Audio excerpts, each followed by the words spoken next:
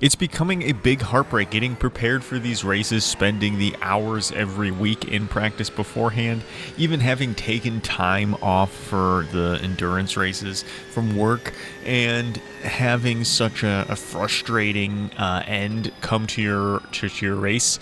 And this was a very upsetting race, and I think for a lot of reasons. I think a lot of contact, a lot of bad driving, and a lot of things that happened around me that I didn't like happen, whether they were to me, or I wouldn't necessarily say from me, but just maybe involved me, and they didn't have to.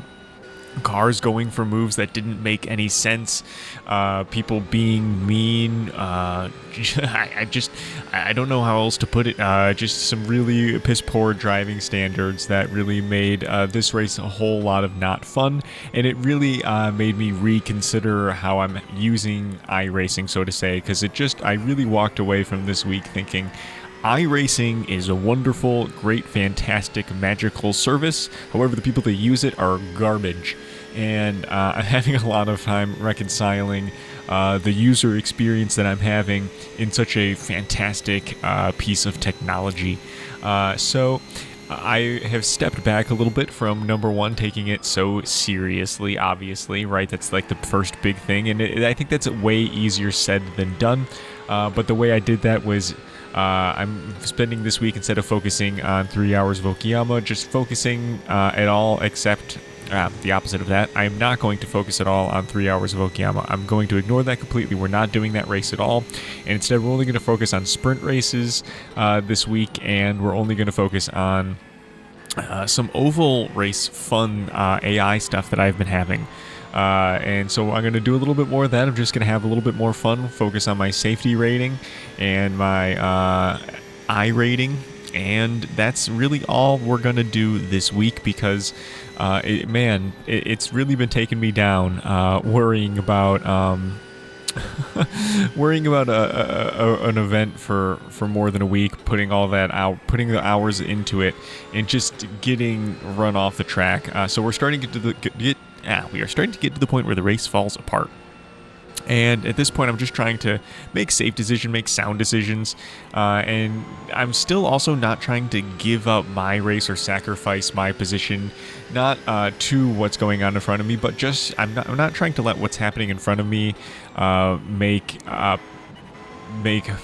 trying not to let the guys behind me capitalize on the stupid driving that happens in front of me, while still being safe to what's happening in front of me. So a car behind me bumps off me and spins around. I don't necessarily see what I did there in this issue. And here we have this Tim York, is that was his name? Don York. And so there's some contact there. I don't think that was me taking him out.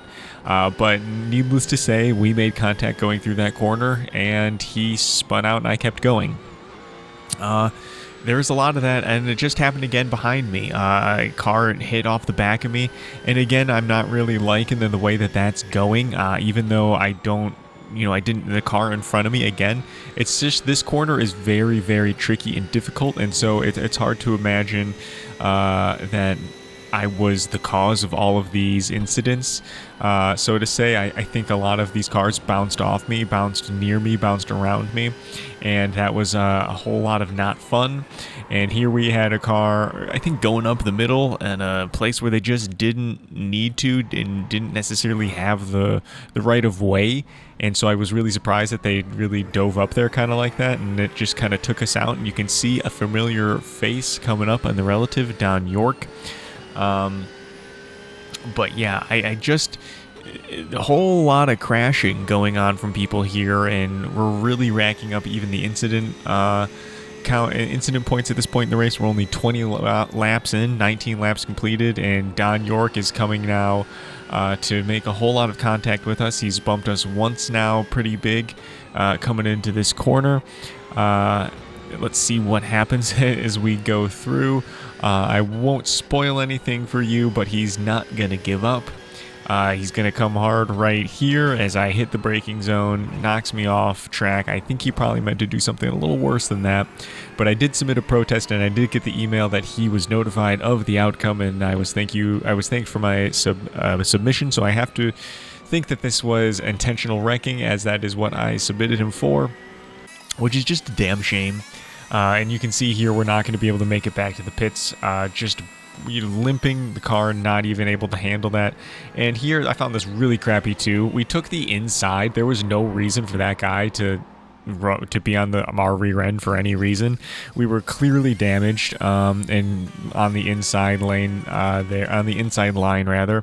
And so there's the end of our race. Here we're going to take a replay of what happened, this intentional wrecking. Like I said, iRacing seemed to think that this was intentional wrecking as well. Coming in here to turn 1, looks like they tried to push us off. As we come, fast forward through the S's there, looks like they did bide their time correctly. As we were going through, I think this was really this was a really disappointing moment, because we obviously didn't mean to take him out. I don't think we did take him out. I think we got wrapped up in some sort of accident with him, and he took it out on us, knocked us off track, and really damaged the car and ruined the race. And you can see I saved that for a protest, and there's the results, of it already, as this is, afterwards. Here's another look at it. Yeah, you could just see it is pretty intentional, right? There's no accident. I think this was, of course, done intentionally, but we're not focusing on it. Moving on, we're skipping 3 hours of Okayama. Our next race will be 3 hours of Coda. In terms of endurance races. In the meantime, I'm going to do some sprint races at Okayama, and I'm going to do some oval racing. But until then, I'll see you guys later.